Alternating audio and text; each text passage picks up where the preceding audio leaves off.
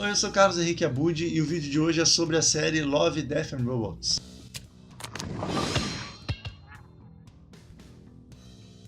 Se você não conhece, se você nunca ouviu falar da série, o Love, Death and Robots é uma antologia de curtas de animação que saiu há pouco tempo na Netflix. E para quem é mais velho, assim como eu, o material lembra muito o que era publicado nas revistas de heavy metal, muitos anos atrás. Não só pela liberdade que os autores têm para trabalhar com temas profundos e polêmicos, como também pela exposição de violência gráfica, nudez, sexo e assim por diante. Então já ficou claro aqui que se trata de uma série de animações para adultos. Eu assisti a todos os episódios muito rápido, achei o resultado interessantíssimo, e como eu faço sempre que uma obra de arte me parece acima da média, seja um livro, um filme, uma série, eu gosto de reassistir tudo.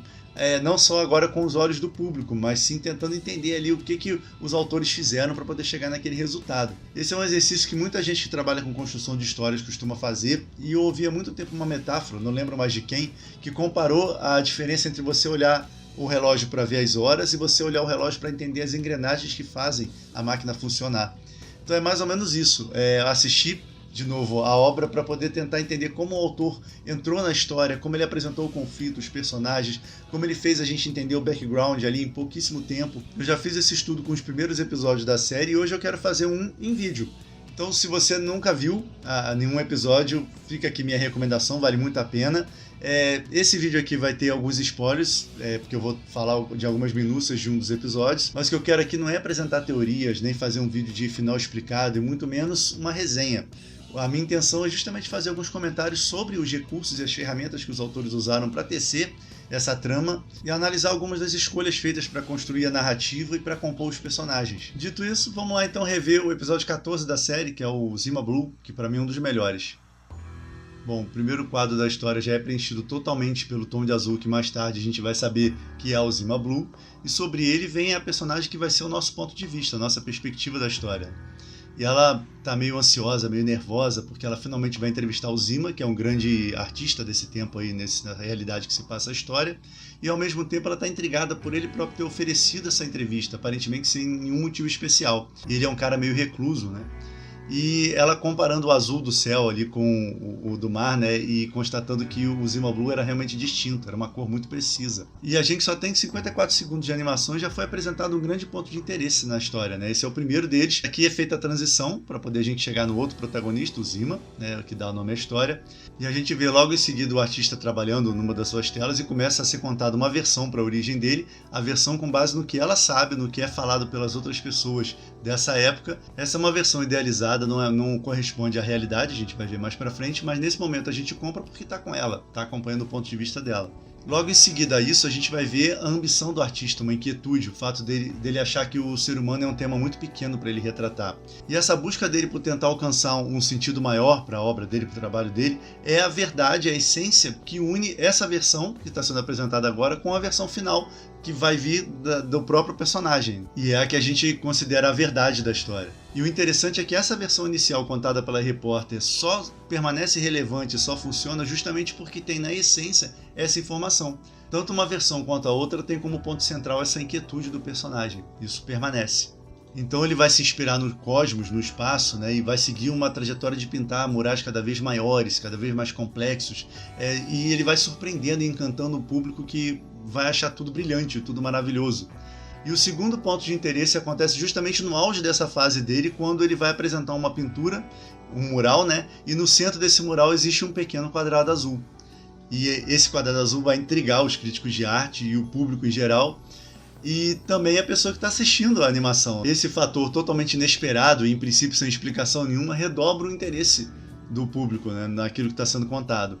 E aí a gente vai ver a evolução dessa trajetória por várias décadas. Esse quadrado azul vai crescendo, vai assumindo outras formas, vai aparecendo cada vez maior nos murais, encobrindo as representações do universo super detalhadas que ele fazia, né? E o público vai continuar a aplaudir. E aí um dia o Zima aparece com a sua obra mais recente, que consiste apenas num imenso mural inteiro nesse tom de azul, né?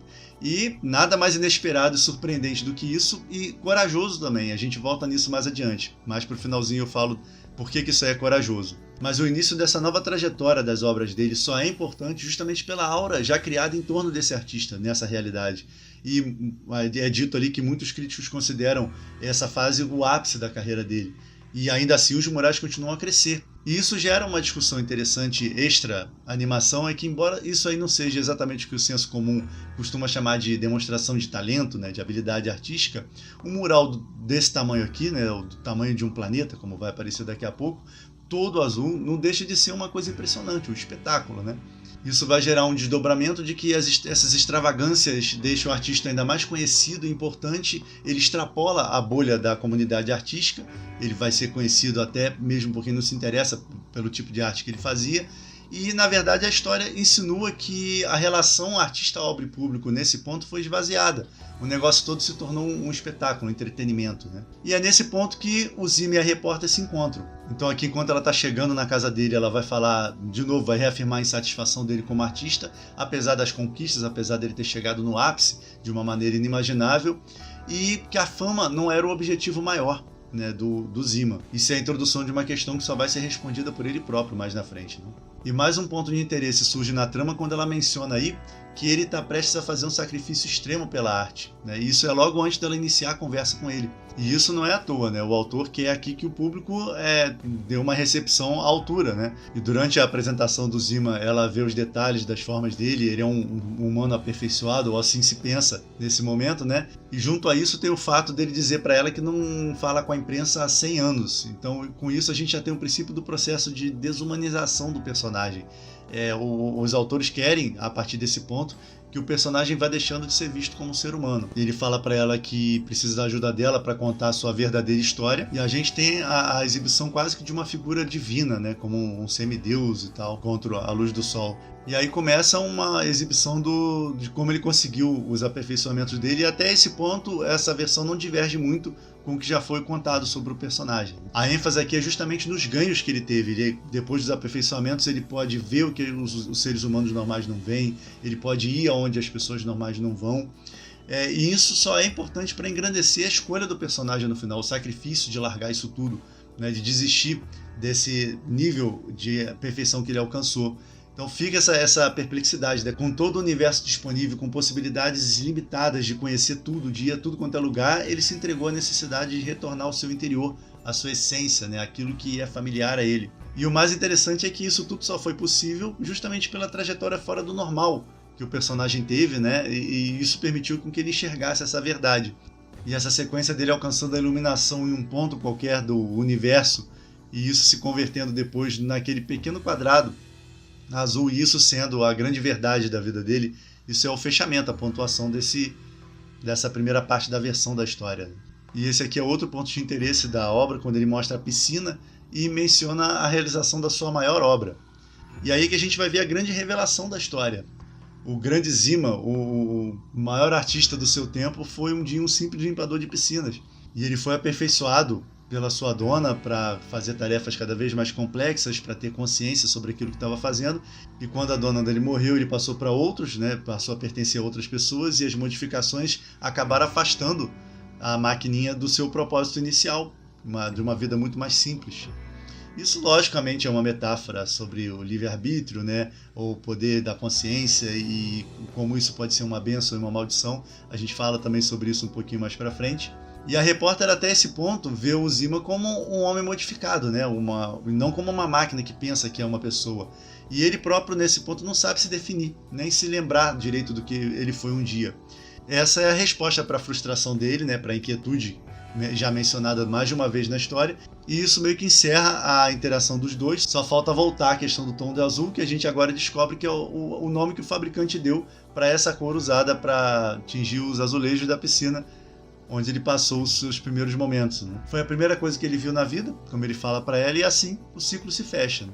Chega então o momento da apresentação, né, do sacrifício, da realização da sua maior obra. Então a gente tem algumas definições para esse momento aí.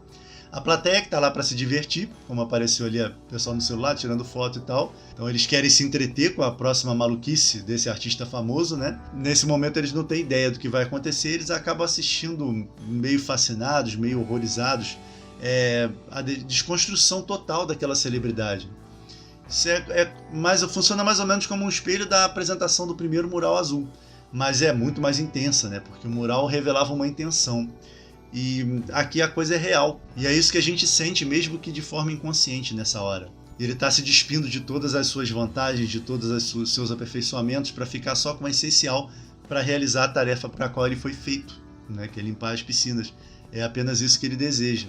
E esse é um assunto interessante não só para quem estuda arte, mas também para quem lê biografias de artistas, né? É que muitas vezes essas pessoas têm como busca um retorno ao interior, uma verdade que está dentro deles. Esses caras às vezes alcançam fama mundial e vivem mais para o exterior do que para si próprios. Então o mundo passa a ser a casa deles, né? E alguns deles, quando chegam nesse ápice, quando eles estão no topo do mundo, é a hora que eles encontram uma certa verdade e eles desejam expor isso ao mundo, né? E é assim que o trabalho do artista muitas vezes muda e choca o público. É um paralelo com o quadradinho azul ali na tela do Zima. E anteriormente eu tinha falado que isso era uma atitude corajosa, né? Expor o seu quadradinho azul na sua obra, é porque na vida real pouquíssimos artistas têm de verdade coragem o suficiente para mostrar essa verdade que ele conseguiu enxergar ao longo da sua trajetória, né, artística. E principalmente depois que eles conquistam um grande público. A maioria tem medo de frustrar as expectativas das pessoas e de não ser compreendido ou de perder aquilo que foi conquistado. E o Zima mostra aqui justamente o oposto disso, é levar esse encontro com a verdade às últimas consequências sem medo de perder. Na verdade, ele se desfez de tudo, até do que fazia com que ele fosse considerado humano.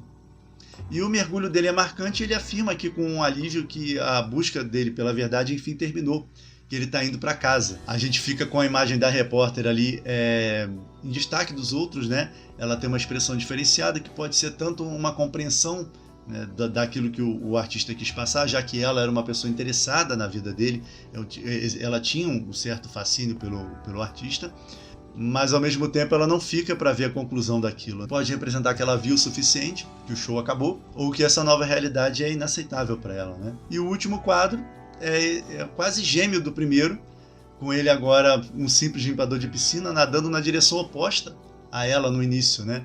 Para a esquerda, voltando. E o que a gente pode pensar desse final? Eu não quero aqui encerrar nenhuma questão, até porque não é a intenção do vídeo, e eu nem acho que essa animação foi feita para isso, para encerrar essas discussões, e sim para instigar diferentes visões sobre esse tema, né? Pode-se dizer que depois de tudo ele concluiu que a sua evolução até aquele ponto foi um erro, ou então que ele viu no ápice da sua evolução como ser consciente, como artista, que era insuportável para ele aquelas inquietudes, que ele não queria mais lidar com as dúvidas, com os questionamentos e aflições próprias das pessoas que pensam demais, que refletem demais nas coisas, né? E nesse ponto ele resolveu simplificar. Ou a gente pode dizer que essa atitude dele tem um quê de egoísmo, porque ele acabou privando o mundo dos espetáculos que ele proporcionava, e um ser tão perfeito assim acabou abdicando, né, de tudo que ele conseguiu para realizar uma tarefa simplória, limpar as piscinas, e um prazer que só ele vai desfrutar, e não mais o grande público que ele conquistou. Isso tem paralelos também com a vida real. Há muitos artistas que de repente desaparecem e vão cuidar da própria vida, fazer as próprias coisas, fazer aquilo que dá prazer, né, o que os faz felizes, e só estando nessas situações para justamente compreender, né? Mas pode ser isso tudo e pode ser muitas outras coisas que eu não vi, mas de repente você pode ter visto, e isso é que torna esse final tão legal. Bom, é isso. Esses são os meus comentários aqui sobre o Zima Blue, esse episódio da série Love, Death and Robots. Eu aconselho muito a qualquer pessoa que trabalhe com construção de histórias a fazer esse tipo de exercício, seja com livros, filmes ou séries. Vale muito a pena, aprende-se muito com esse tipo de estudo. E se você gosta de escrever ou se interessa pela maneira como as histórias são construídas, aqui do lado tem a playlist da 3ª temporada do projeto Planos em Prática, a série de exercícios de escrita criativa aqui do canal, e aqui embaixo na descrição tem um link para o nosso site e para nossas redes sociais. Era isso para o vídeo de hoje, abraços e até a próxima!